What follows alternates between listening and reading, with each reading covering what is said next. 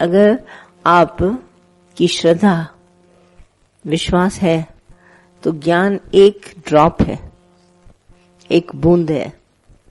एक बूंद ब्रह्म ज्ञान की मस्त करे दिन रैन। अगर आपका विश्वास और श्रद्धा है, ये ज्ञान और किसी तरीके से नहीं मिलेगा। इंद्रियों को वश करना, ये आप सब बोलते हैं, बुद्धि एकाग्र करना, सब पूछते हैं चित्त की एकाग्रता, ये है नहीं, ये झूठ है। चित्त झूठा, शरीर झूठा, संसार झूठा, रस झूठे, विषय झूठे, इंद्रियां झूठी, ये सब झूठ।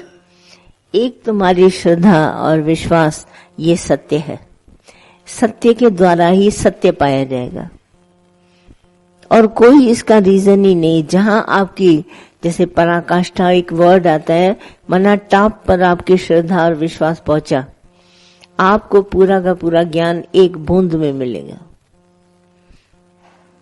तभी कागजों के इतने ढेर और शास्त्र उसी समय व्यर्थ हो जाते हैं जब इंसान के अंदर गुरु के द्वारा श्रद्धा पैदा होती है और ये कहता है अब मेरा, जैसे भगवान श्री कृष्ण को अर्जुन ने बोला चारों तरफ से नमस्कार है, मेरा मन एकदम शांत हो गया, मैं तुम्हारी बात को समझ गया, और उठा, उसने धनुष बाण उठाया।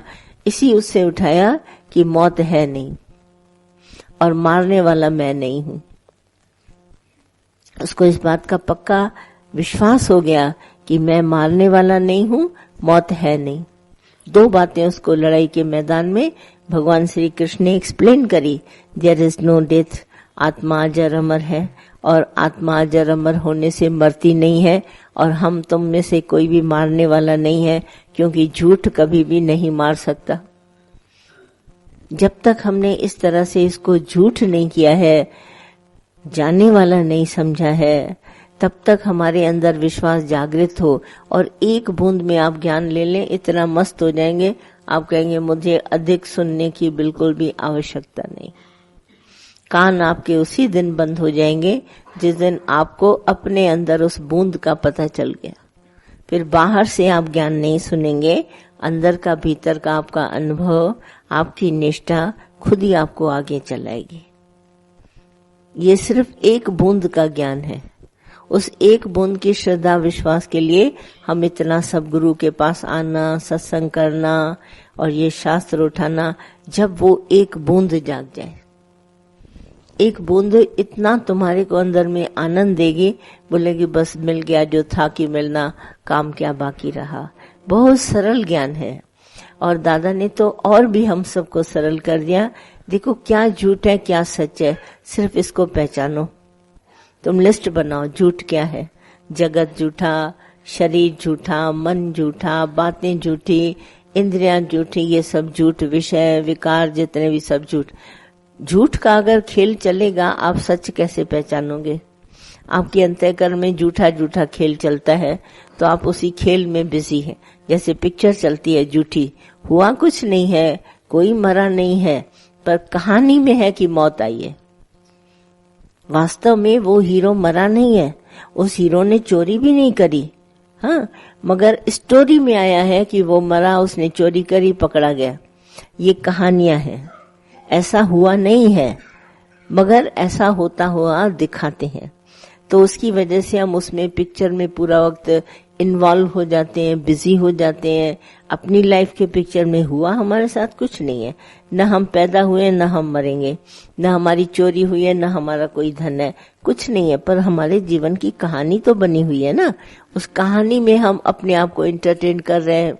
मेरे पास इतना धन था, कल मैंने उसको दिया, परसों मैंने उसको दिया, मैंने उसको मदद करी, मैंने उसको मदद करी, स्टोरी है और कुछ नहीं, करना हमारे हाथ में है नहीं। तो इन सब बातों को जान लेने के बाद में ये है झूठ। बाकी एक सत्य है, परम सत्य परमात्मा, और उसी को नमस्कार है। वो है एक बूंद, वो ब्रह्म ज्ञान की एक बूंद इतनी मस्त करती है। अगर वो आपके पास आ गई तो आप कहेंगे सारी दुनिया सिर्फ झूठ किनारे, मुझे किसी से भी वास्ता नहीं। बिल्कुल आप अनअटैच हो जाएंगे, डिसइंटरेस्टेड हो जाएंगे, बिल्कुल अछूता, आपको कोई छू नहीं सकेगी जगत। जब आपने उस बूंद को बना लिया, वही बूंद सिप्पी के अंदर मोती है, वो ज्ञान है। वो एक मोती परम सत्य, और उस मोती में छेद कभी नहीं होता। वो मोती कोई चुरा के पहन नहीं सकता, उसके साथ उसके पास हर एक को अपना मोती चाहिए।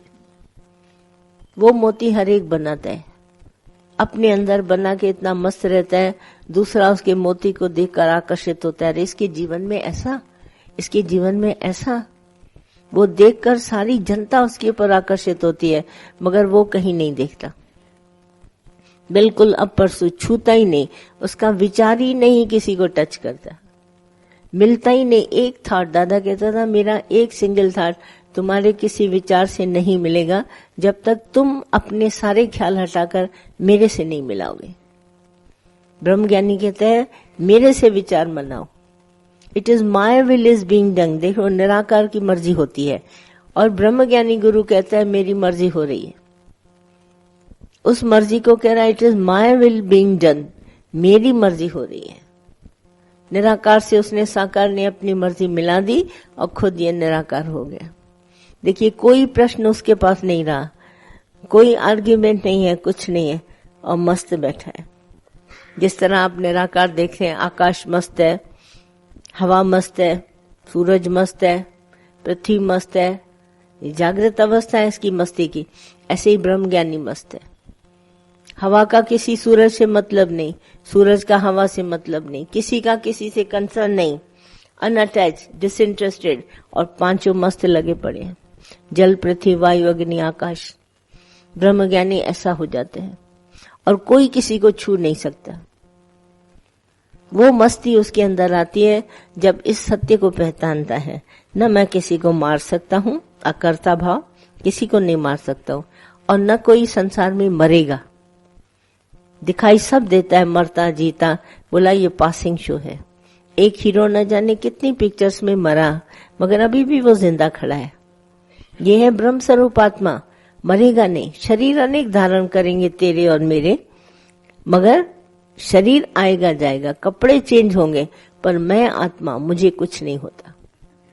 ऐसा विश्वास लेकर ज्ञान को और एकदम स्थिति अपनी बनाता है, एक बूंद में मस्त है।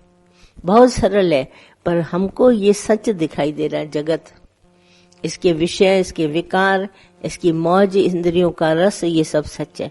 जिस दिन ये झूठ किया और निकल गया, उस दिन आप उत्तम होके खड़े हो जाएंगे, आपको कोई टच नहीं कर सकेगा। बहुत सरल ज्ञान है। ये हमारा ख्याल फंसा हुआ है। अध्यस्तता मेरे को, मेरे विचारों की है। मैं अपने विचारों को स्वयं छुड़ा सकता हूं, दूसरा कोई नहीं आएगा मेरे को छुड़ाने के लिए।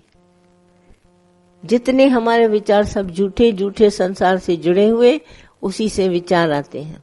सब गृहस्थी जो है साल पूछते हैं, चिट्ठियों में भी लिख के, भाई हमारे को बहुत सारे ख्याल उत्पन्न होते हैं। तो ख्याल उत्पन्न होते हैं इसीलिए क्योंकि गृहस्थ को अपना समझते हो, गृहस्थ से अटैच हो।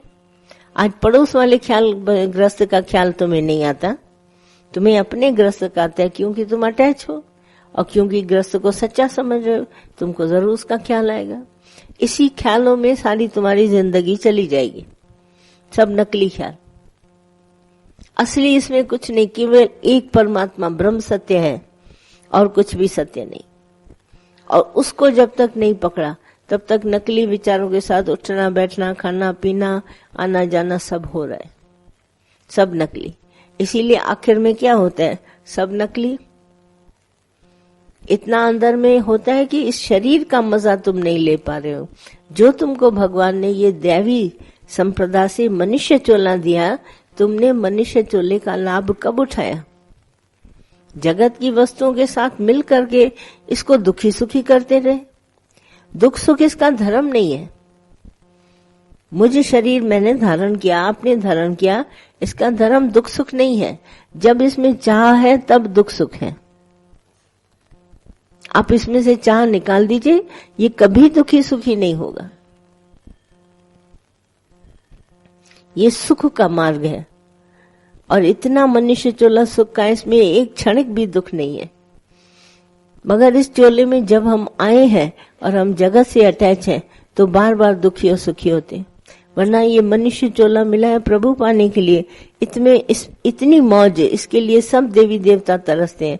इसमें मजा है, क्योंकि अगर ये अटैच भी नहीं, किसी से डिटैच भी नहीं, झूठ को किनारे करके ये सत्य आत्मा में स्थित हो जाए। अब जैसे आप वही अज्ञानता में थे तो विषय विकार ये वो संसार सब कुछ था, आज आपको ज्ञान आ गया, आप धीरे धीरे हटने लगे, हट गए, अपनी आत्मा का ध्यान करने लगे, हम ब्रह्म। तो देखिए इसी चोले में ब्रह्म सत्ता पूर्ण होने के लिए आपको अंदर जहां ब्रह्म का ध्यान है वहां देखिए इस शरीर के सारे दुख सुख हट गए।